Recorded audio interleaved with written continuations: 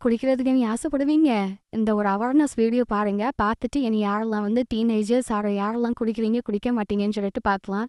இப்படிதான் ஆசைக்கு வந்து குடிக்கிறதுக்கு வரும். இப்படிதான் ஃப்ரெண்ட்ஸ் வந்து மோட்டிவேட் பண்ணுவாங்க. குடிடா குடிடா, ஒன் மோர் ப்ரோன்னு. அது குடிச்சதுக்கு அப்புறம் வந்து என்னதெல்லாம் உங்களுக்கு வந்து நடக்குதுன்னு ஆனால் உங்களுக்கு தெரியாது. இதெல்லாம் பாருங்க நீங்க. கண்ணே வந்து சுத்தமா தெரியாது. நம்ம வந்து பேசுறது நமக்கே புரியாது. நமக்கு யோசிக்கிற ஒரு சக்தி இருக்காது. ஆல்கஹால் வந்து நம்ம ஃபுல்லாக வந்து எடுத்து நமக்கு வந்து அடிக்ஷன் ஆயிடுவோம். இப்போ நம்ம பேசுறது வந்து கன்ஃபியூஸ்டாகவே இருக்கும். அடுத்தவங்கள்ட்ட வந்து நம்ம என்ன பேசுகிறோன்னு நமக்கே தெரியாது. முன்னுக்கு பின்னாட்டு நம்ம வந்து மாற்றி மாற்றி பேசுவோம். அதுக்கப்புறம் வந்து கண்ணு வந்து மங்கிட்டே இருக்கும். எப்போவும் தூரத்து பார்வை தெரியாது, கிட்ட பார்வை தெரியாது. அது ரொம்ப ஆல்கஹால் வந்து உள்ளாடி போனதுக்கப்புறம் வந்து நமக்கே தெரியாது என்ன நடக்குதுன்னு. அதே மாதிரி வந்து நம்ம நார்மலாக பேசிகிட்டு இருப்போம். நமக்கோ நம்ம ஃப்ரெண்ட்ஸ்க்கோ இல்லை வீட்டு பக்கத்தில் இருக்கவங்களுக்கோ சண்டை வரும். சத்தம் போடுவோம்.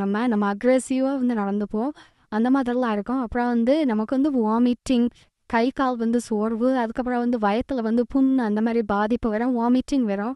இந்த மாதிரி நிறைய அட்வான்டேஜஸ் இருக்குது. அப்புறம் லிவர் வந்து டாக்டர்கிட்ட போய் வந்து நம்ம வந்து சின்னதாக பார்த்தாலும் நம்ம கண்லீரல் இந்த மாதிரி தான் உள்ளாடி இருக்கும். இப்போ வரை நார்மலாக இருக்கிற லிவருக்கும் இந்த மாதிரி குடிச்சதுக்கப்புறம் இருக்கிற லிவரையும் பாருங்கள். அதுக்கப்புறம் வந்து ஹார்ட் அட்டாக் டக்குன்னு வந்துடும். ஹார்ட் ப்ராப்ளம் வரும், செஸ்ட் பெயின் வரும், பிபி எல்லாம் வந்து டக்குன்னு வந்து கூடிரும். எதுவுமே நம்ம நினச்சா கூட நம்மளால் ஒன்றும் செய்ய முடியாது.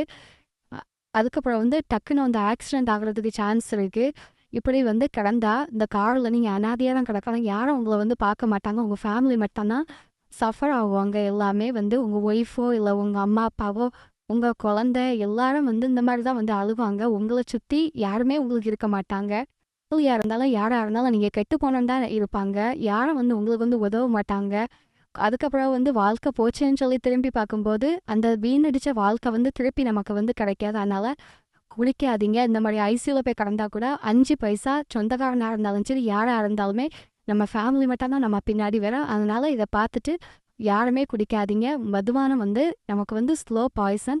அதனால் குடிக்காமல் லைஃப்பை பாதுகாருங்க, சந்தோஷமாக வாழுங்க, குடும்பத்தோட ஹாப்பியாக இருங்க.